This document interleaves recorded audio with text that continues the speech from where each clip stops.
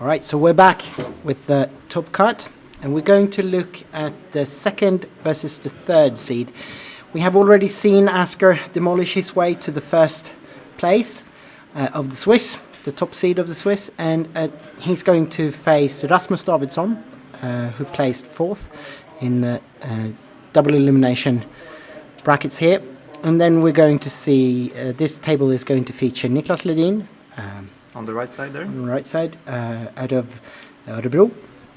And he is one of the more renowned Netrunner players in our in the Nordic meta. He's been winning a lot of things. Double regional champion 2015 in Sweden. And he's got national championship fourth place from last year in Copenhagen. He's been doing really well in store championships, both in Västerås and Örebro. Yep. And he's got second place at the Stockholm ANRPC qualifier. So he's been doing really well this year. Yeah. Being a little cheeky here with his own playmat. From the Örebro Netrunner meta. And then we have Magnus, who is a veteran player of all things LCG really, but he's been favoring Netrunner above most everything else. And he's one of the more seasoned players for sure. Sweden. For sure. And he has a couple of really nice older merits to his name. He came in fourth in the Karlshamn qualifier, which was enough to qualify. But he's got an 18th place at Worlds 2014. He did top 50 at Worlds 2015. He did win Kronos Protocol in Stockholm 2014, top 4 Nordic Championship in 2013, and second place Finnish Nationals 2014. So a long list of merits, and he's been playing basically since the game was released, and he's always been one of the top players. So this is going to be one of the really interesting matches where we can see some of the people that will be giving anyone, even controlling playing like Asker, a real run for his money. Yeah, it's interesting to see also because none of the three qualifiers here for the top cut, aside from Asker, has faced Asker. No. So it'll be interesting to see if any one of these three Swedish players can halt his advance. No, for sure. Both of the people we see on screen now are strong contenders for winning this tournament. I would have probably had Niclas as my favorite to win the tournament before I saw Asker do what he's been doing. Seeing him in the top cut is not a surprise. No, he's an extremely talented player. Definitely, and he came in. He's the third seed. Magnus is the second seed into top cut. They're both at 12 points from the Swiss. And whoever comes away stronger here will face whoever comes away stronger from Rasmus versus Asker. Yep.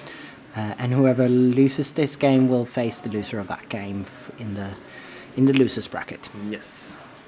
So I think we're getting ready to start here. Yeah, we're waiting for time the to TO start. to call out the start. No mulligans. No, both seem to be content. It's NAH again versus this is Kate. This is a classic matchup. It's been around for a long time now. NAH has really been one of the most common IDs since it was released. Having such a strong ability combined with that extra 2 influence, it's not going anywhere until it's cycled out. Yep. And Kate, obviously, from Corset. Super strong. And the first shaper we've seen today, I think? Yeah. No, we saw a Haley. Oh, that's correct. Yeah, of course. So it's the second shaper, but this is the OG. Where are all the criminals? Well... Oh, right off the bat. A psychic field. Well. So, side game for the hand here. And I think, actually, Magnus is running a kill deck. I suspect at least because I saw something interesting in his hand, which was a 24/7 news cycle. Yeah, and it wouldn't surprise me. Magnus is one of those players who likes to bring something unexpected. Yep. And there we see the Sensi Actors Union, which is a fairly new card, also from Democracy and Dogma. Yep. which is, yeah, charging that is a no-brainer, I would say. It's an extremely strong card. Getting the Astrolabe out early here against NEH is really good. Be able to keep up with the draw every time. Which he is installs so a new, important. Remote here. So I think straight off the bat here, Magnus is putting some fear into Niclas. Yep. That was definitely a signal that this deck is not your ordinary fast advance It's got shenanigans. some tricks up his sleeve. Yeah, he's installing blank assets like this or whatever, because Magnus is not beyond playing in shell game here. So start checking R&D. Seems like a safe bet. Yep. Why wouldn't you? Yeah. Um, That's more than likely where you're going to win the game as a shaper. Oh, and there we see hinting a traffic accident in Magnus' hand, so it's Yep. definitely a kill deck. Yeah. No, this is from looking. We haven't got the deck lists yet from this. We do here. Oh, there we are. go. So There we are. Yeah, so it's definitely a kill deck running 2 Scorch and 2 traffic accidents.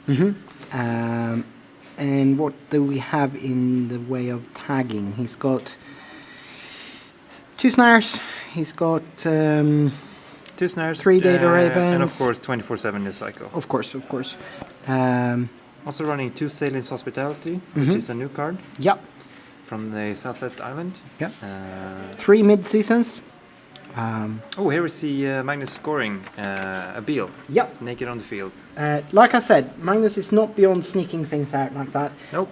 He definitely wants to put that in your brain that this is what can happen. Yeah, and really scoring that Beal naked is up 2 points, and you can start threading the score as well as the kill. Oh, and he drew into his Scorch there, so he's got the kill combo in hand. Basically, he just needs to tag him. This could be real quick. So scoring breaking news here, then he's done. Yep. Then he's got the entire kill combo in hand. Yep. Niclas is running Kate, and he is running a single Plascrete. So getting that down on the table Is could save his life. really important. But with just the one single, it's hard to tutor for hardware. Yeah, he's got no tutoring, but he does have the Astrolabe to help him draw into it. Yep. Definitely. Magnus, the only problem Magnus is facing right now with the entire kill combo in hand is that that's 3 cards. Yeah. So he's got to toss.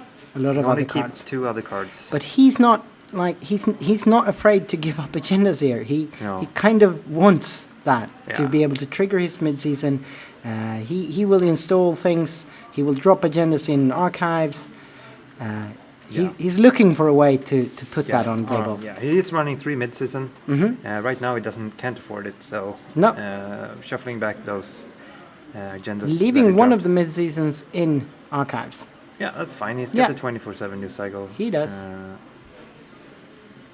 Or does he? That's one of those in archives as well. Yeah. He might be one of the cards he ditched. Interesting. He's at only 2 credits. Yeah, of course. But 2 credits is all you need to score breaking news, and then you just gotta get 3 credits to kill. Yep. So if I were him, I would keep. Let's see here. Yeah. Yeah, he's still got one in hand. More than one. And now Niclas knows. So Niclas, what does he do? Well, he for sure keeps 5 cards in hand, Well, yeah. and he starts looking for that Plascrete. On the other hand, getting that Plascrete down on the table can shut down Magnus pretty hard. Yep. Well, he can still score. He can, but he's not running any Sands because No. he can't afford the influence. No. So he's gonna have to score by sneaking, and he's proven that he can. But can Yeah. he do it again? Well, you never know. He You never installed over that psychic field He just did. to deny the Astro draw. He didn't get draw for himself though, so Nope, but I guess I he doesn't think need at it. this point he's got what he needs in hand. and Niclas is he- looking to finish this game before he dies. Yeah, Running out that. and Magnus is way too Especially the shattered remains. Too shrewd to leave openings like that. News team. So he's at News minus team. 1 points. Yeah. Yeah, you minus 1 point is preferable to dead. So. It is, for sure. For sure. So. Proco hitting the table.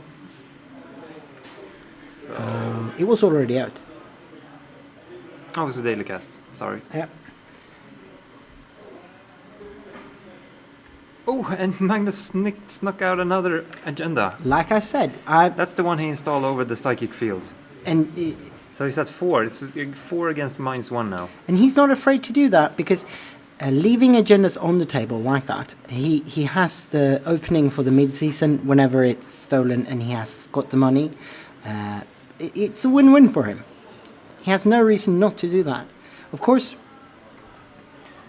he could bump into some problematic situations, but I mean, at this point in the game, he can risk it.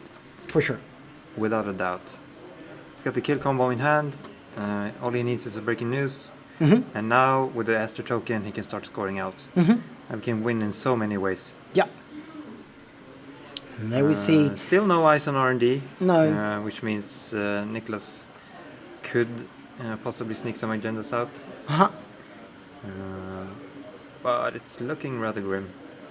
I'd say this is not going to be a long game, I think. Then again, Niclas has... That was a mid-seasons, I think. I think that was the Salem's. It was.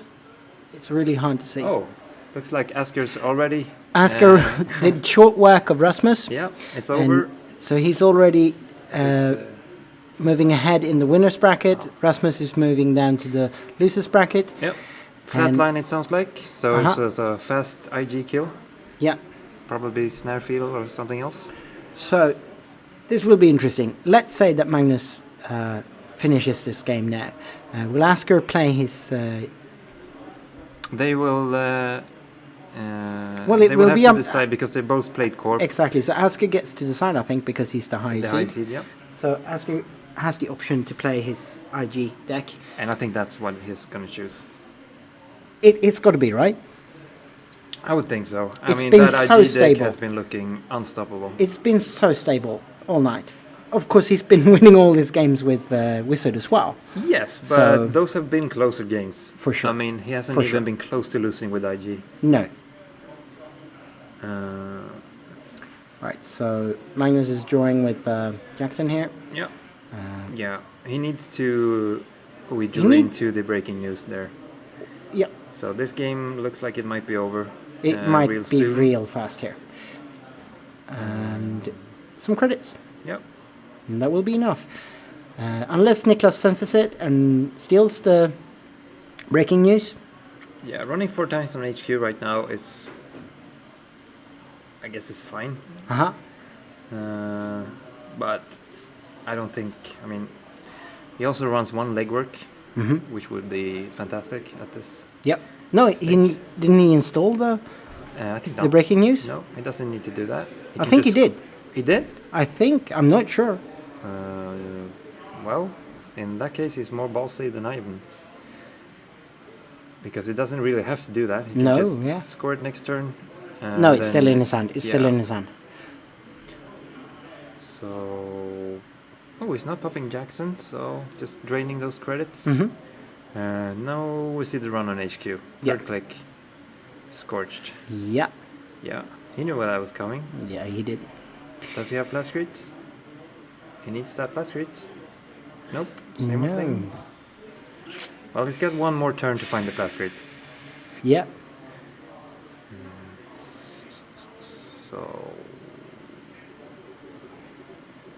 Three Well, credits. actually, he does... He did install it. Yeah. I I thought as much.